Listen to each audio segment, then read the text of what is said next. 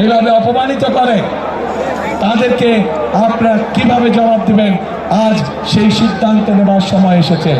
প্রিয় ভাই বোনেরা, শুধু তাই নয়, চিন্তা করে দেখুন, তাদের দলেও কিন্তু নারী কর্মী আছে। আজ তাদের দলের নারী কর্মীতে আমাদের প্রশ্ন, আপনারা তো ঘর থেকে বের হয়ে দলের কাজে যাচ্ছেন, ঘর থেকে বের হয়ে যে নারী কাজে যায় তাকে আপনাদের নেতা কিসের সাথে তুলনা করেছে? চিন্তা করে দেখুন।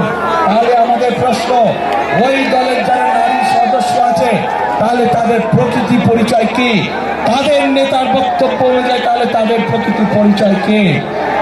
যেই দলের নেতা নিজের দলে নারী কর্মীদেরকে এইভাবে অপদস্থ অপমানিত করতে পারে, সেই দলের নেতা যদি সুযোগ পায় তাহলে বাংলাদেশের সাধারণ নারীদেরকে, সাধারণ মা বোনদেরকে তারা কিভাবে অপদস্থ অপমানিত করবে, যার অবশ্য উদাহরণ আমরা 1971 সালে দেখেছিলাম। লক্ষ লক্ষ মা বোনদেরকে অসম্মানিত করেছিল এই দলটির পূর্বসূরি নেতৃবৃন্দ।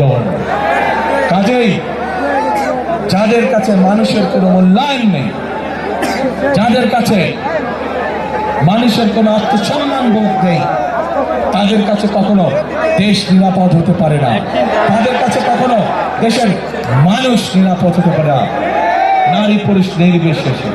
প্রিয় ভাই বোনেরা, প্রিয় ভাই বোনেরা, আজ এই খুলনা সহ, সাতক্ষীরা সহ, বাগেরহাট সহ এই বিশাল অঞ্চলে আজ বহু